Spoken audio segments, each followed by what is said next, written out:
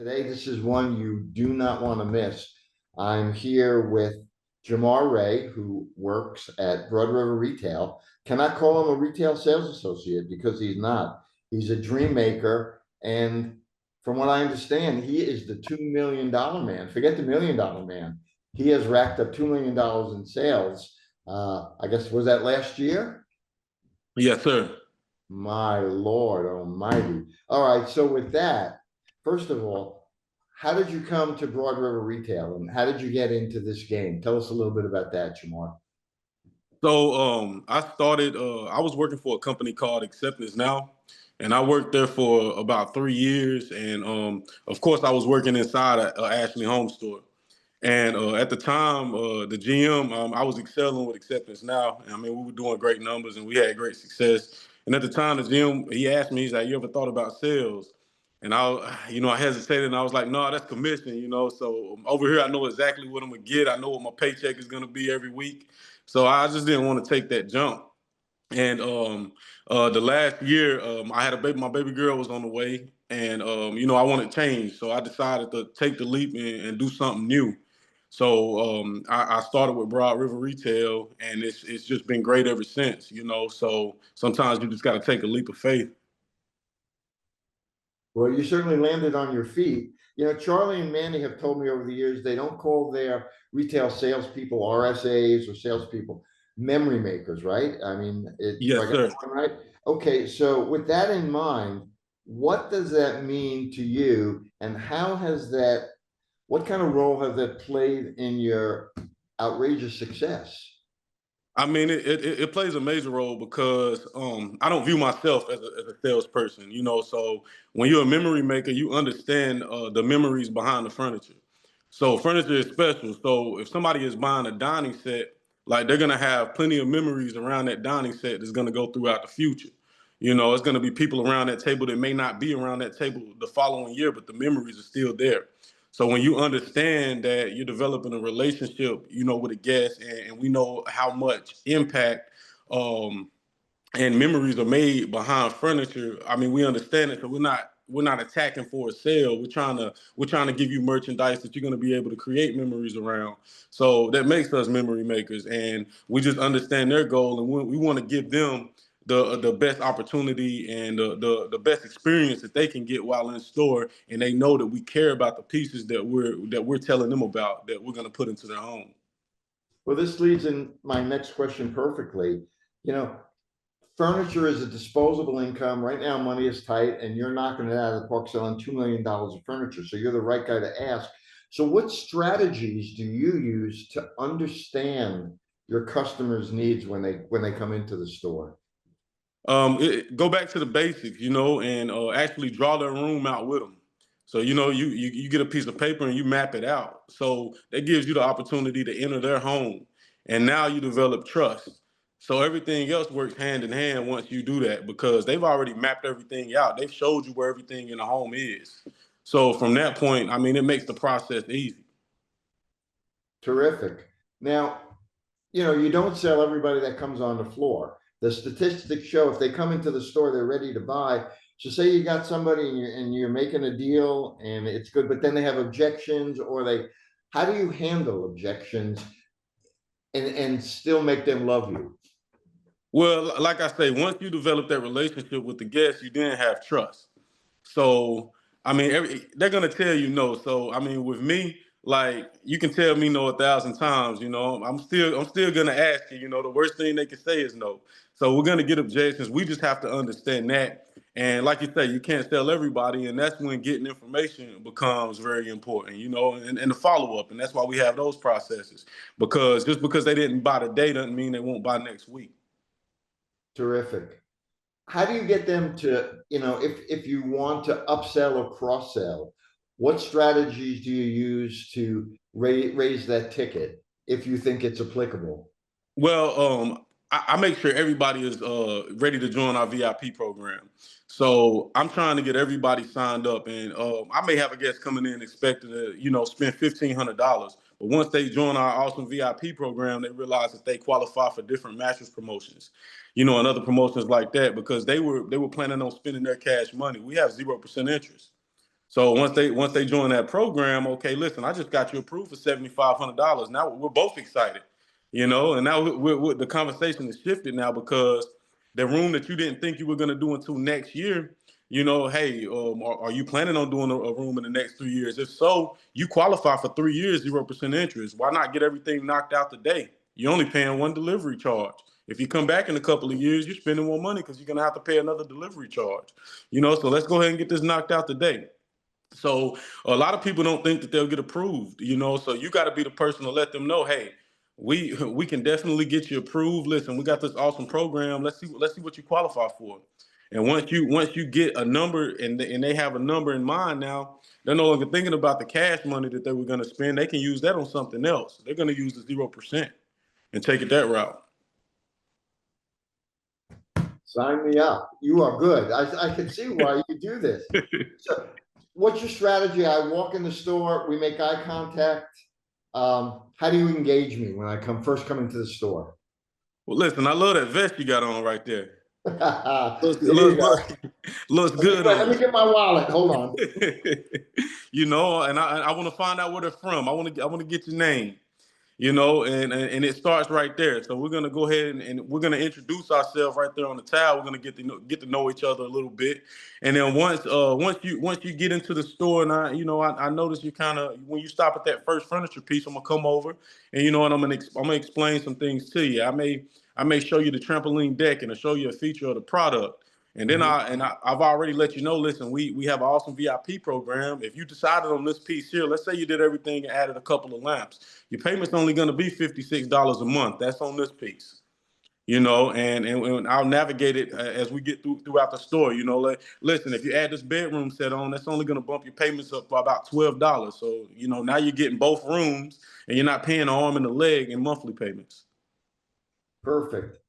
Now you want that customer to be happy. How do you know, or what questions do you ask to make sure that they're satisfied with the sale and they really feel good about it? Listen, I always ask for reviews. If you could you please give me a review? Let me know how your experience was today. If it was anything I could have done better, let me know. So I'm not afraid to ask a guest. How was my service today? Did I give you everything that you needed? Because I remember when I first started, I never hesitated to let them know that, hey, I'm new. I just started. So I kept that with me throughout my entire career here with Broad River Retail. Do you do much follow up after the sale? If I made a purchase from you, will you reach out to me after the sale and ask me if I'm happy? Anything good? Anything bad? Well, I'm usually gonna reach out a couple of days before delivery, and I'll reach out on the day of after you've got everything delivered. I want to follow up, make sure everything was in, make sure you don't have any questions for me. So yeah, I'll follow up day of delivery, and I may follow up in a couple of weeks depending on what the product is, especially if it's a mattress. I want to make sure that you're in love with that mattress because you get a 90-day sleep guarantee. So I'll follow up and make sure that you're sleeping good and everything that I gave you education on while you were in the store. I want to make sure that that's working out for you. Let's talk about not every customer. Sometimes people just cannot be satisfied. So say you got a customer and there's a sale and then they come back and there's a problem. How do you tend to work with them to resolve it? Or if you can, give me an example of somebody that came in with a problem and how they walked out happy. So everybody comes in frustrated. They're already frustrated. Your job is to stay calm and be very apologetic. I'm sorry this happened. I want to make it right. What can I do for you to make this right? So I take everything to the chest. And it's not gonna be a back and forth with me and the guest. I'm sorry. What can I do? Give me a second. Let me do some research. Let me actually find out, what's going on so that I can get this taken care of for you. My job is to make sure that you're happy, and I'm gonna do everything in my power that I can do to make sure that you're satisfied. So just bear with me, and I'll get this taken care of for you. Perfect. Products keep coming on the floor. I know you're primarily Ashley, but I know the store carries some other brands. How do you keep yourself up to date and informed about the latest furniture trends or product information? So I watch a lot of YouTube, and I also like to go out and shop the competition. You know, so you got to stay alert. You got to know what's out there. That way, when they come into your store and they're talking about another piece, you've already seen it, so you're not in the blind on it. So we have different people that we can reach out to with our reps to get different product knowledge as well.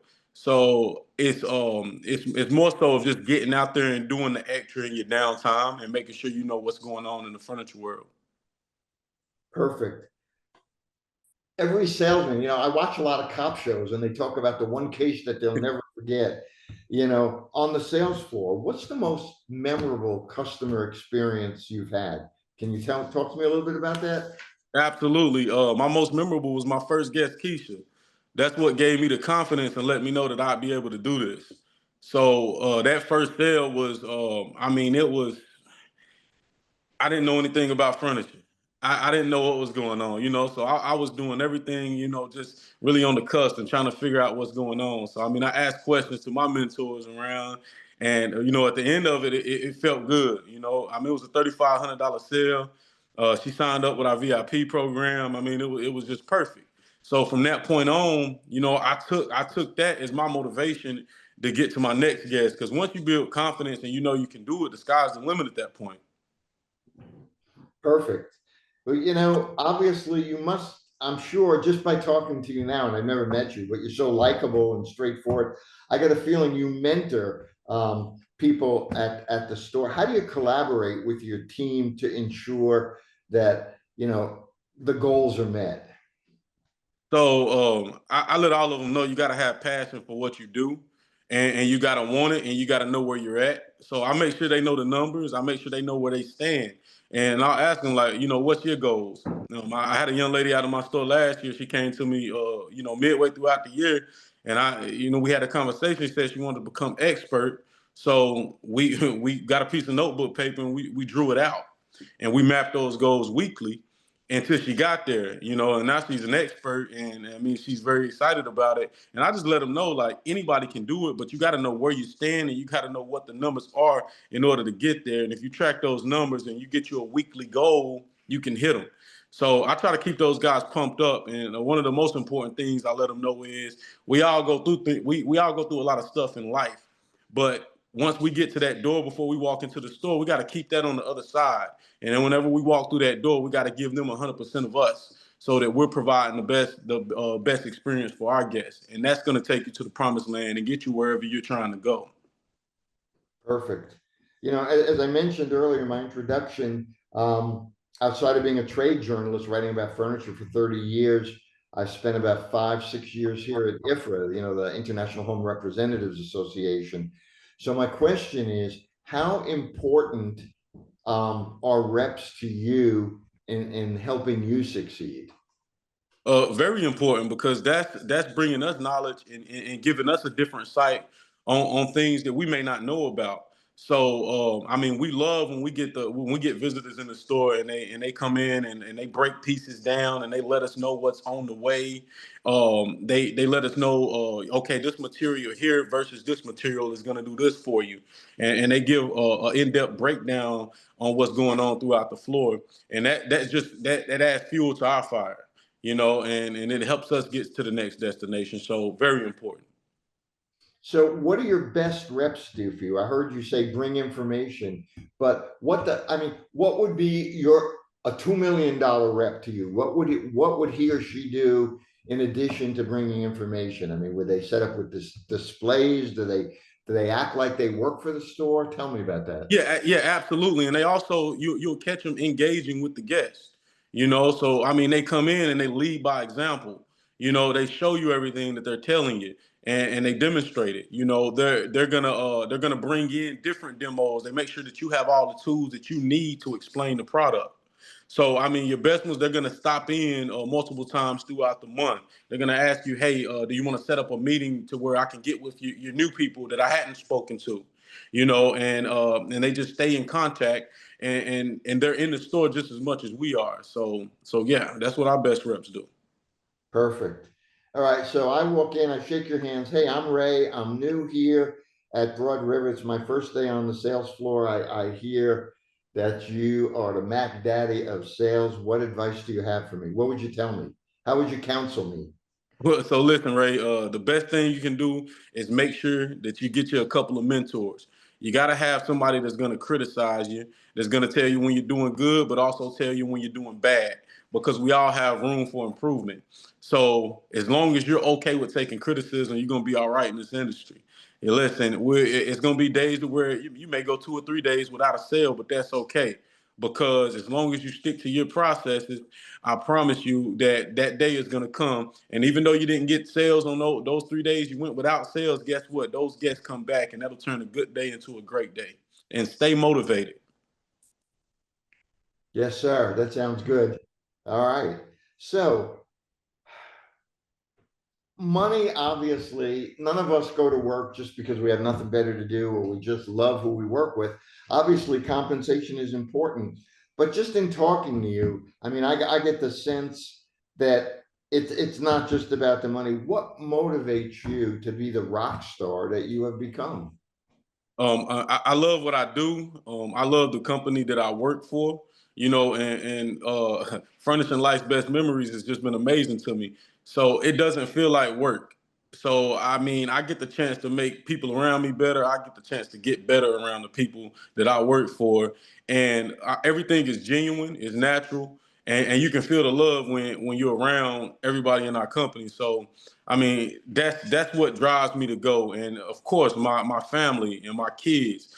I want them to know that when I'm not here, that I'm doing something special, and I'm trying to give them the best lifestyle that they can possibly have as well.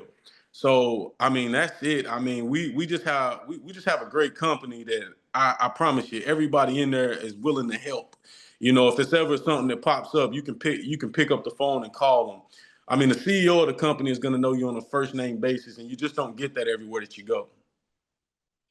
Well, I've had the privilege of knowing Charlie and Manny for a number of years, writing about them as a journalist, and they're special people with a vision. They have a heart for people, and I think they bring people in like you that just amp up that DNA and that vibe. And I've worked retail, in college and stuff, and you know what? Let's face it, it's not for everybody. It's tough. It's long hours, it's weekends, it's a lot of no's during the sales period. Everybody wants everything from you, and you want to just kind of, you know, go somewhere and be quiet. How do you avoid the burnout, especially during like peak selling? Or what do you do to stay focused and centered?